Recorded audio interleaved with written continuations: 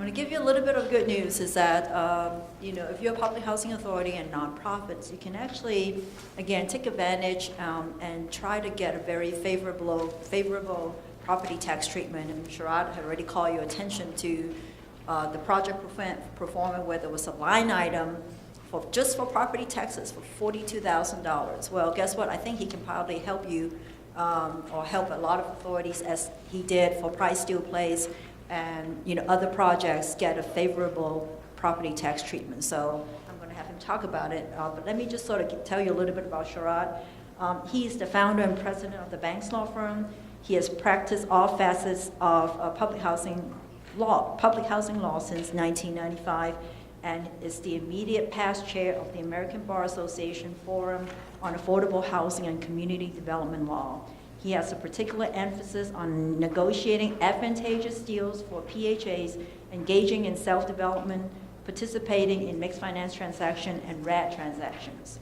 He has conducted various seminars and trainings for PHA commissioners and employees, attorneys, and affordable housing professionals, and he has covered such topics as development transaction, using bond financing, the BRAD program, structuring of affordable development transactions, low-income housing tax credit program, and capital fund financing program.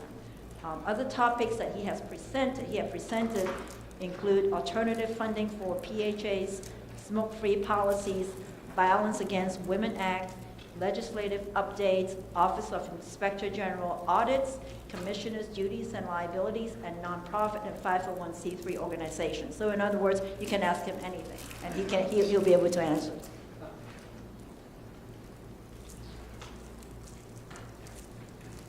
Good morning, everybody. It's cool enough in here to keep us all awake. I had to put my jacket on. My written presentation is right behind Marshall's in the book, and you can refer to it. I will tell you that I'm going to skip around a bit in order to achieve two things. One is sort of to fit it with things that you've already heard, and the other is to condense it so that we move along and get you to your first break. Janelle Brown talked about tall oaks and talked about some of the advantages of a housing authority competing in the tax credit game, and certainly land is one of those advantages, and it's a major advantage for all the reasons that she mentioned. But I also want to point out that a housing authority owning land, competing with a private developer in the tax credit competition is a huge advantage, because if you own the land, then as a housing authority, under our state laws and under South Carolina state laws, you don't have to pay tax on the land that you own, because you're a housing authority and the land is tax exempt. The other thing is, since you already own the land, you may know that private developers probably have the land under option. They're probably paying option fees on a monthly basis, maybe a semi-annual basis, maybe a yearly basis. And it may be land that the housing authority has owned for a while. And so holding on to the land without cost is a huge advantage. The private developers are sort of sucking wind when they're paying those option fees. Let me tell you a few things about Price Steel Place, the deal, the Durham Housing Authority deal. I actually got involved in that deal when I was with my old law firm, and I think I may have been practicing law maybe 2 or 3 years. I started practicing law in 1988, and then in 1992, the city of Durham, I think as Marshall showed you, had a loan to the Price Steel Place project. The name of the entity was Oxford Commons Limited Partnership. I'm just going to call it Oxford Commons. But the city of Durham was a lender to that particular project back in 1992. And as a very young associate at the time, I actually represented the city of Durham in that loan process. So then Oxford Commons created the Price Steel Place project. It was a subsidiary of the Durham Housing Authority that was the general partner of that partnership, owning a 1% interest, and the limited partner was Fannie Mae.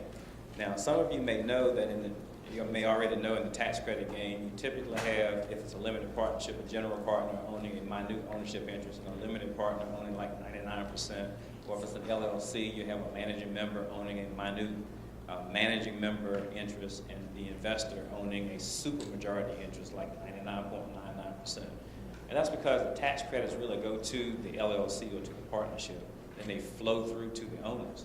And since the investor is investing to get the tax credits, you want to allocate to them a supermajority interest in ownership.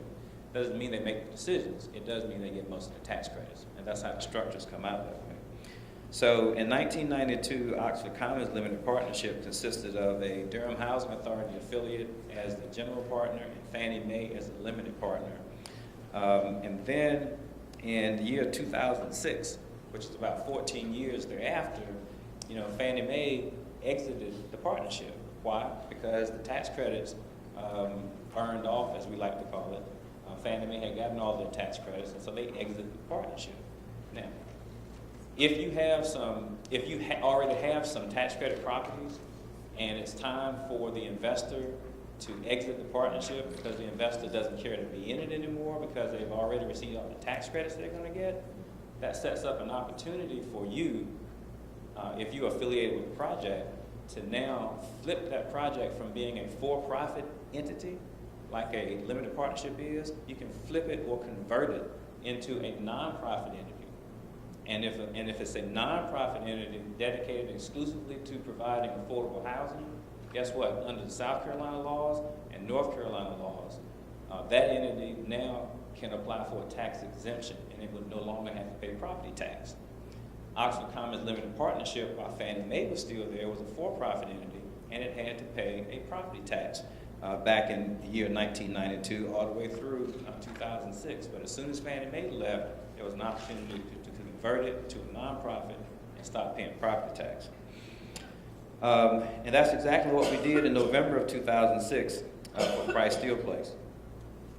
That was 2006. Now, I will tell you that in 2008, in our state, North Carolina, and also in South Carolina, and I don't remember the year specifically in South Carolina, there was a statute passed that says that when you're dealing with low-income housing tax credit properties, then those properties are going to get some favorable tax treatment when it comes to property tax.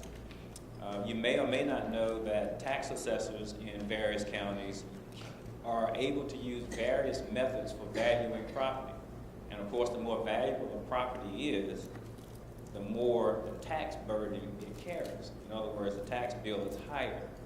Well, when it comes to LIHTC properties, low-income housing tax credit properties, in North Carolina and in South Carolina, the tax assessors only have the right to use the income approach to the valuation of the properties.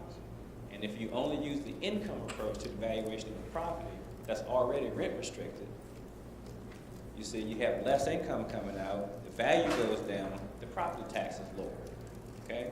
So that's one thing you should always look for if you have a LIHTC development, low-income housing tax credit development, to see that your property is being valued at the right formulation to make sure you're not paying too much property tax. Does that make sense? Okay. That statute was passed in North Carolina in the year 2008. Well, the year 2012 is when Price Steel Place, because as the presenter said, the vacancy rates had gone very high, the occupancy rates were low. The property at that point in time was sort of antiquated. There was a lot of competition in the marketplace in Durham for affordable housing in that region, and so Price Steel Place was suffering a lot of vacancies. And that's why they rehabbed the project. 2012, the Housing Authority submitted a tax credit application, and then there along came a case in North Carolina coming out of the western part of the state. Is anyone in the audience, by the way, from Northwest Regional Housing Authority? Okay. There's a case that came out of the western part of the state. It's called Blue Ridge. And I just need to take a second to tell you about it. Blue Ridge is a case where the owner was an LLC, the managing member was an affiliate of Northwest Regional Housing Authority, owning a very, very minute ownership interest. The investor in that particular LLC was the North Carolina Equity Fund, owning 99.5% ownership interest. It was a tax credit project, pure and simple. They applied for a tax exemption in the year 2000. Now, a tax credit property in North Carolina before Blue Ridge was not entitled to a tax exemption. It was entitled to, once our statute came out, to be treated, to be taxed using the income approach, but not a tax exemption. But lo and behold, the tax assessor in that county gave it a tax exemption in the year 2000. And they gave it a tax exemption in the year 2000 under a statute that's in North Carolina and South Carolina that says a nonprofit organization that's operating exclusively for a charitable purpose, affordable housing, can get a tax exemption. Okay? Now, nobody that I know who has a law license would have thought that a LLC owned 99% by an investor for the purpose of, you know, I would have thought making a profit could have gotten a tax exemption at that time. But this tax assessor did in the year 2000. Well, you know, tax assessors give it and they take it away because year 2011, what happened is that the tax assessor in that particular county decided that they had this, they use this term in tax assessor land called discovery, which means they discovered some properties that they didn't know existed before that should be taxed. And it really means I screwed up earlier. So that's what they did. They said I screwed up earlier. In the year 2011, they discovered all this property they should have taxed earlier under our state laws. And they sought to tax this property. Okay? There are only 24 units. And can you imagine getting a 10-year tax bill for properties that struggle to cash flow a lot of times anyway? So so that's what they did. And then the case went to the Property Tax Commission, and even the Property Tax Commission felt bad for this project, and they said, well, we're going to continue the tax exemption under that statute that the tax assessor originally gave it. And then it went to the North Carolina Court of Appeals. And to my great surprise, our North Carolina Court of Appeals agreed with the Property Tax Commission and continued the tax exemption for this property, notwithstanding the fact that the managing member owned less than 1% of the ownership and an investor owned 99.5% of the ownership. And this is what the Court of Appeals said. The Court of Appeals said that under these circumstances where the control of the operations really go to the managing member, which is that entity that's a subsidiary of the housing authority, in a circumstance where the housing authority has its overall overarching role of caretaker for the project, where the housing authority has a right of first refusal to purchase the property if they sought to sell it, and the housing authority has a purchase option to buy out the investor's interest, and under circumstances where the court even concluded that the investor was not seeking profits. The investor was only seeking tax credits. Now, why would an investor want tax credits? Right, for profits, right? Shelter profits. But that's what the Court of Appeals said. The Court of Appeals said that the overall purpose of the profit was charitable and not for profit. And therefore, this project, under our state constitution and under our state's tax exemption laws, belonged to Northwest Regional Housing Authority, and the Court of Appeals continued its tax exemption. That's what happened in the Blue Ridge case. And I said to myself, well, I'll be damned. I know a lot of situations similar to this. So that was 2013. By the way, that case was appealed to the North Carolina Supreme Court, and the North Carolina Supreme Court actually heard oral argument and then decided not to further rule. I think the court, you know, you hear this saying a lot in the practice of law, you know, hard facts make bad law. I mean, clearly these are hard facts. If you impose this tax, this entity is out of business, and the courts were simply unwilling to do that.